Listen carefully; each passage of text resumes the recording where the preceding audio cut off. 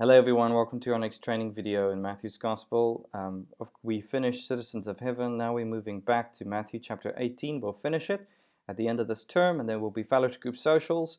It's a beautiful chapter. It's unique in the Gospels because it's the one chapter which focuses exclusively on what it means to be Jesus' royal family, the church.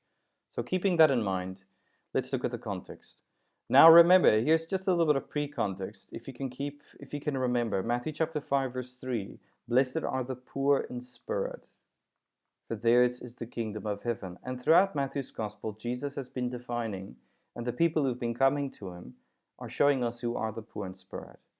It's, for example, this is just excerpts from chapters 8 to 9, a person with leprosy, a centurion.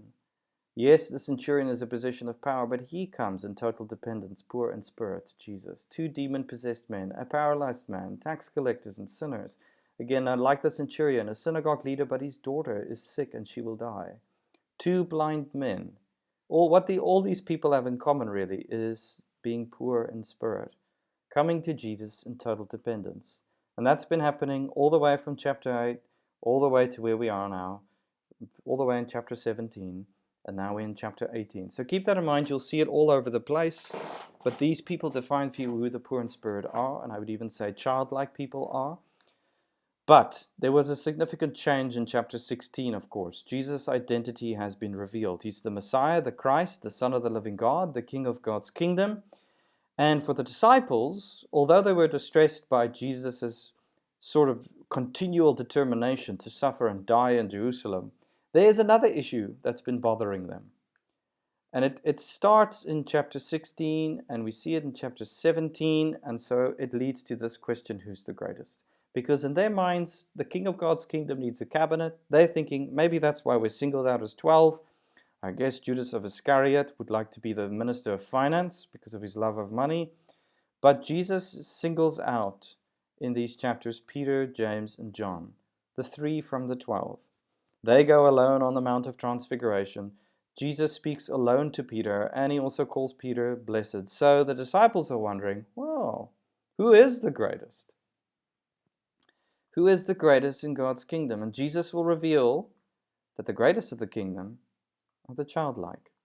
At that time, the disciples came to Jesus and asked, who then is the greatest in the kingdom of heaven? They want to know.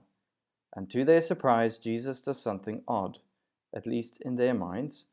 He called a little child to him, and he placed the child among them. Now, when we see a child, or a little child, that's the person who hasn't reached puberty yet.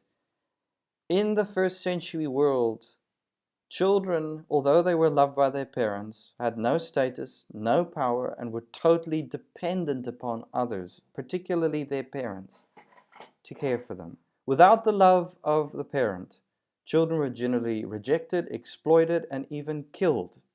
A father could legally order his child to be killed if he wanted to.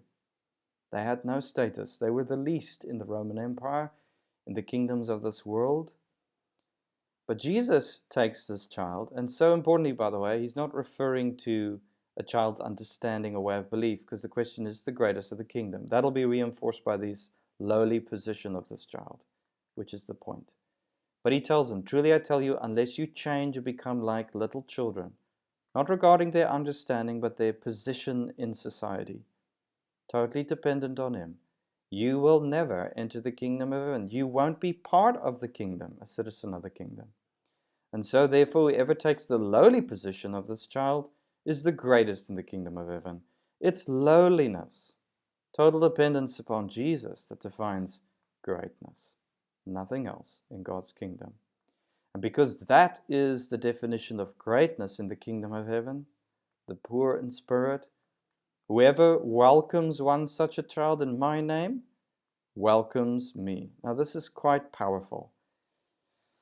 We will see this in chapter 18 verse 20, and we'll see this throughout the gospel, that also in chapter 10 it appeared, is that whatever you do for one of Jesus' disciples, his people, you've done for him. Why? Because Jesus has given his people his name. He's tied his name to them. You see that in chapter 18 verse 20, but more than that, he indwells his people. He is with his people.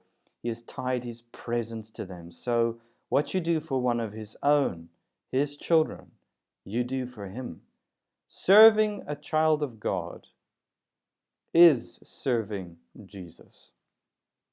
You cannot separate God's people from Jesus. So keeping that in mind and the significance of this, and having explained who's the greatest of the kingdom, Jesus moves to the enemies of the kingdom, particularly zoning in on tempters and temptation. Tempters, those who exploit our weaknesses, and temptation, those who stumble in their weaknesses, in their temptations, their sinful desires.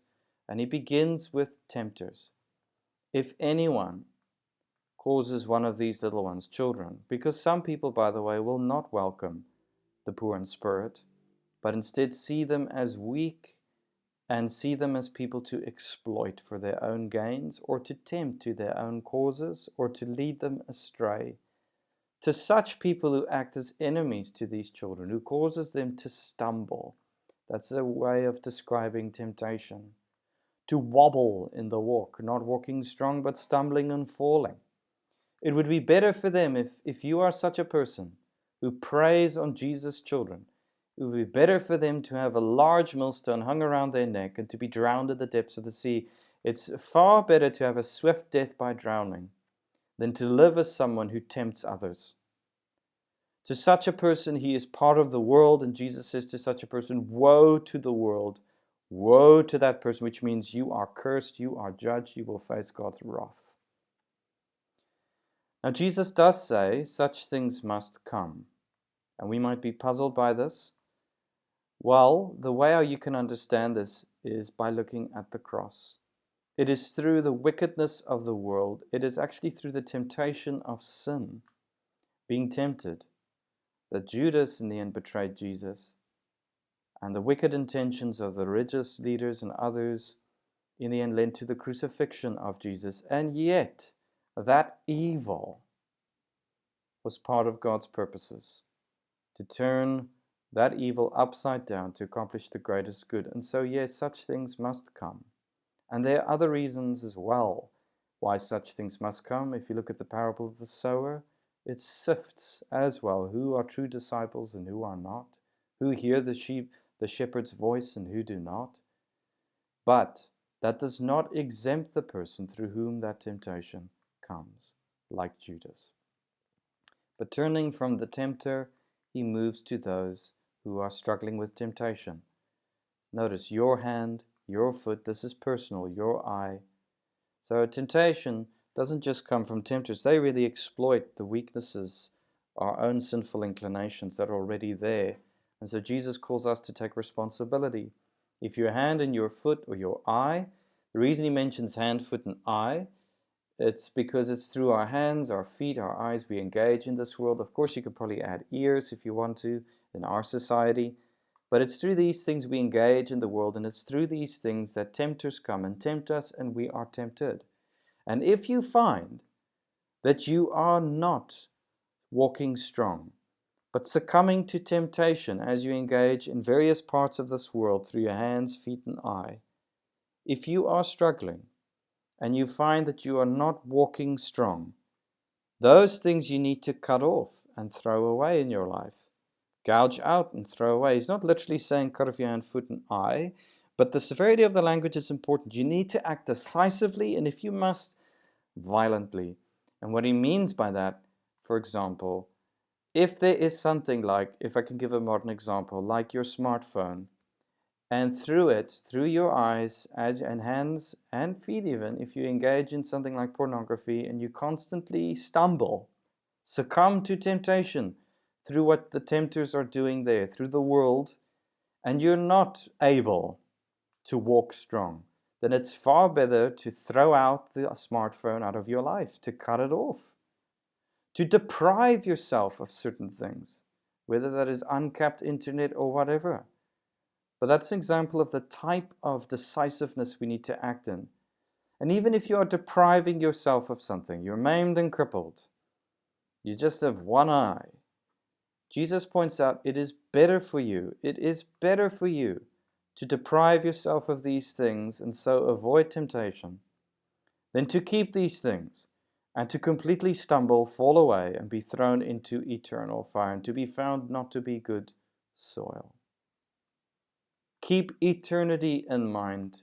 Measure and compare. Is it really worth succumbing to that momentary, temporary pleasure of succumbing to temptation versus the eternal wrath of God in judgment? Only a fool does not count the cost. But the reason Jesus gives us these things, who we're supposed to welcome, who are the greatest and the enemies of the kingdom, is that as Jesus' community, we need to walk away and take on this. We need to understand how you enter God's kingdom, but also Jesus' definition of greatness. His standards are not the world's standards. He doesn't care. He doesn't need us. We need Him, and so we need to come to Him in childlike dependence. Humble ourselves. Take the lowly position of a child and trust Him. But knowing that He will not exploit us and act towards us violently or cruel, as the world does to those who are childlike, but He will love us and care for us. And we as His people have the responsibility, which should be challenged, to welcome those who come to Jesus in childlike dependence, but also to keep one another accountable. The world is full of tempters and temptation, and they come within and into the church. And so we need to help one another in this. And this is what we need to take away from Matthew chapter 18, verses 1 to 9.